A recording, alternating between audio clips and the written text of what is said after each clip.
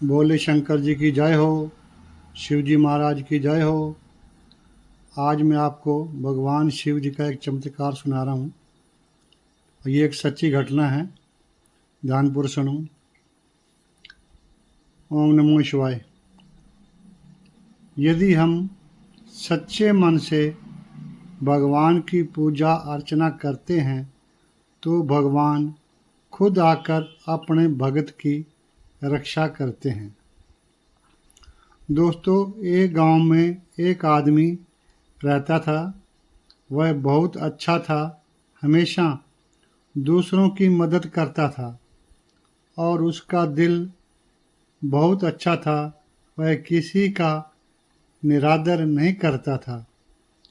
अपने घर पर आए हुए मेहमानों को बहुत आदरपूर्वक भोजन कराकर भेजता था और वह प्रत्येक दिन ओम नमो शिवाय का जाप करता था। वह भगवान शिव को दिल से बहुत मानता था और उनकी पूजा अर्चना किया करता था। उसके काम अच्छे थे, यह देखकर भगवान भी उस पर बहुत प्रसन्न थे और भगवान शिव उसका हमेशा साथ देते थे। उसके साथ उसके बच्चे, उसकी पत्नी उस भी उसके साथ भगवान की पूजा किया करते थे। एक दिन की बात है कि वह आदमी बहुत बीमार हो जाता है और उसके घर वाले उसको हॉस्पिटल में लेकर जाते हैं। जब वह उसे हॉस्पिटल में लेकर जाते हैं तो डॉक्टर उनको बताता है कि आपको अभी 2 लाख रुपए जमा कराने पड़ेंगे। अभी के अभी पैसे जमा करवा दो, उसके बाद इनके दिल का ऑपरेशन करना पड़ेगा। लेकिन दोस्तों, उनके पास इतने पैसे नहीं होते कि वह अभी के अभी रुपए जमा करा दें। तो वह बहुत घबरा जाते हैं।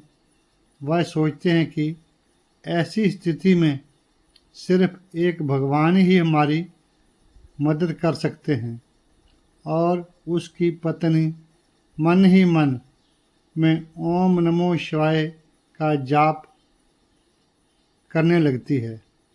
ऐसा देखकर उसके बेटे को गुस्सा भी आता है कि हमारे साथ इतना बुरा हुआ है।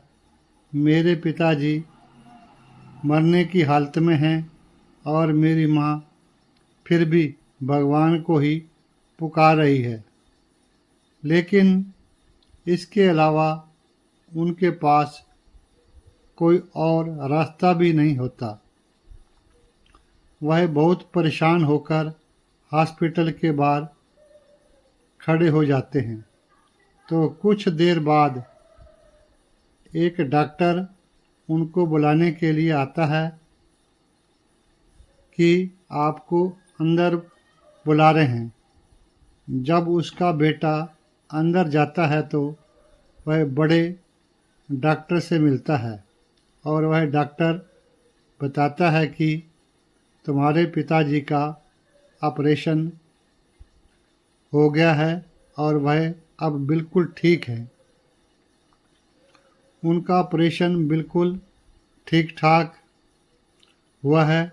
तुम्हें अब घबराने की ज़रूरत नहीं है। कुछ समय बाद तुम्हारे पिताजी अच्छी तरह स्वस्थ हो जाएंगे।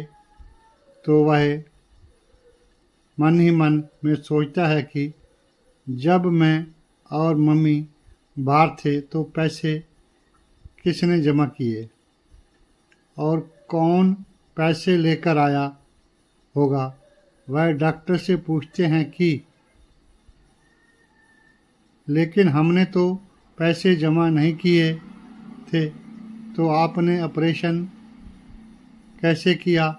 तो डॉक्टर ने बताया कि मेरे पास एक आदमी आया था और उसने बताया कि वह तुम्हारे पिताजी का दोस्त है और तुम्हारे पिताजी और वो हमेशा साथ रहते हैं। तो वह पैसे देकर गया है और वह बोल रहा था कि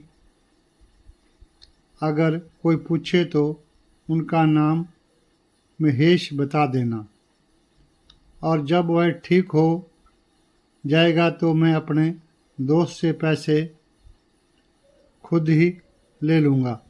तो उनके घर वालों ने सोचा कि चलो कोई होगा जो पैसे देकर गया होगा, शायद हमें ना पता हो कोई पिताजी का दोस्त महेश हो। तो जब उनका पिताजी ठीक होकर घर आता है, उसका पुत्र उसको पूछता है कि पिताजी आपके मित्र ने तुम्हारे ऑपरेशन के पैसे दिए हैं और वो तुम्हें दोबारा मिलने नहीं आया। तो उसने पूछा कि कौन से दोस्त ने पैसे दिए। उसने कहा कि उन्होंने अपना नाम महेश बताया है और उन्होंने डॉक्टर को पैसे दिए थे और डॉक्टर को बोला था कि बाद में मैं मिलने आऊँगा तो पैसे ले लूँगा। तो दोस्तों वह बताता है कि मेरा तो कोई भी दोस्त महेश नहीं है, महेश नाम का मेरा कोई दोस्त नहीं है, ना मैं महेश नाम के किसी आदमी को जानता हूँ। तो दोस्तों ऐसा सुनते ही उसकी पत्नी समझ जाती है कि ज़रूर खुद भगवान ने आकर हमारी मदद की है और उन्होंने ऑपरेशन के पैसे दिए हैं। और जब बहुत जानने की कोशिश करने के बाद भी उन्हें कोई महेश नाम का आदमी नहीं मिलता और ना कोई पैसे वापस लेने आता है, तो सभी परिवार वाले शिव भगवान के सामने हाथ जोड़कर उनका शुक्रिया अदा करते हैं और बहुत खुश होते हैं कि कितनी मुश्किल की घड़ी में भगवान ने खुद आकर हमारी मदद की है। तो दोस्तों इस कहानी से हमें यह शिक्षा मिलती है कि अगर हम सच्चे मन से भगवान को याद करते हैं तो इस घोर कलयुग में भी भगवान हमारी मदद करने ज़रूर आते हैं या किसी और इंसान के द्वारा हमारी मदद करते हैं।